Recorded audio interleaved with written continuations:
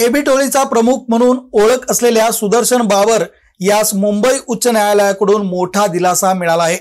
खुनाच्या गंभीर गुन्ह्यात मोका अंतर्गत अटक झाल्यानंतर विशेष मोका न्यायालय इचलकरंजी यांनी त्याला दिलेला जामीन कायम ठेवत राज्य सरकारची जामीन रद्द करण्याची याचिका न्यायालयाने फेटाळून लावली। 16 ऑक्टोबर 2021 रोजी संतोष उर्फ पप्पू श्रीकांत जाधव याचा धारदार शस्त्रांनी वार करून व दगडाने डोक्यात मारून खून करण्यात आला होता। या प्रकरणी सुदर्शन बाबर व अन्य 7 जणांवर शिवाजीनगर पोलीस ठाण्यात गुन्हा दाखल करण्यात आला होता। बाबरला नंतर विशेष मोका न्यायालयाने जामीन मंजूर केला होता। मात्र सुदर्शन बाबर विरुद्ध पूर्वी मोका अंतर्गत कारवाई झाल्याचे व त्याच्यावर खुनाचा प्रयत्न खंडणीसह गंभीर गुन्ह्यांची नोंद असल्याचे सांगत राज्य सरकारने उच्च न्यायालयात विशेष याचिका दाखल केली होती। जामीन देणे कायद्यात निषिद्ध असल्याचे कारण देत जामीन रद्द करण्याची विनंती करण्यात आली होती। सुदर्शन बाबरच्या वतीने ॲडव्होकेट सचिन माने व ॲडव्होकेट प्रतीक टारे यांनी प्रभावी युक्तिवाद करत पहिल्या मोक्या कारवाईनंतर दुसऱ्यांदा दाखल केलेल्या मोकामध्येही वस्तुस्थितीनुसार न्यायालय जामीन देऊ शकते असा युक्तिवाद मांडला। विशेष न्यायालयाने वस्तुस्थिती लक्षात घेऊन योग्य निर्णय घेतला असून त्यात हस्तक्षेप करण्याची गरज नसल्याचे न्यायालयाने मान्य केले। या युक्तिवादास मान्यता देत मुंबई उच्च न्यायालयाने राज्य सरकारची याचिका फेटाळली असून सुदर्शन बाबरचा जामीन कायम ठेवण्यात आला आहे। त्यामुळे त्याला मोठा कायदेशीर दिलासा मिळाला आहे।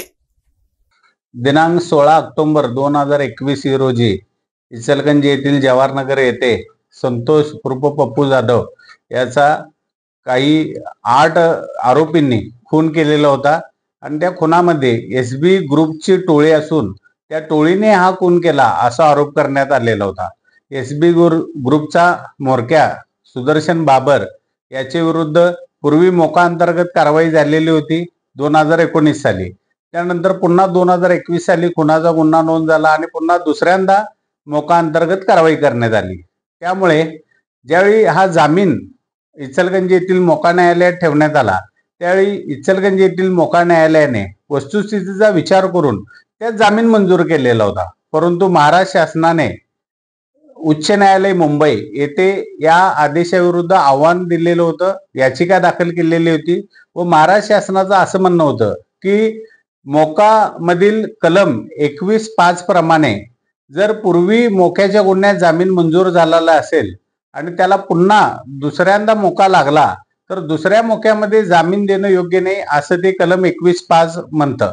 आणि त्यामुळे उच्च न्यायालयात याच्यावर सुनावणी झाली त्यावेळी आम्ही असं सांगितलं की जरी दुसऱ्यांदा मोका अंतर्गत कारवाई झाली असेल तरी याचा सारासार विचार इचलकरंजी येथील मोका न्यायालयाने आदेश करताना केलेला होता। त्या आदेशामध्ये या कलमाचाही उल्लेख करून इचलकरंजी येथील न्यायालयाने असं नमूद केलेलं होतं की सुदर्शन बाबर याचा खुनाच्या गुन्ह्यातील जो सहभाग आहे तो अस्पष्ट आहे, त्याच्यात कुठलेही षड्यंत्र रचनेचा पुरावा नाही आणि पूर्वीचा मोका सुद्धा त्याच्या विरुद्ध दाखल होता तो संशयास्पद असल्यामुळे पूर्वी त्याला जामीन मंजूर झालेला होता।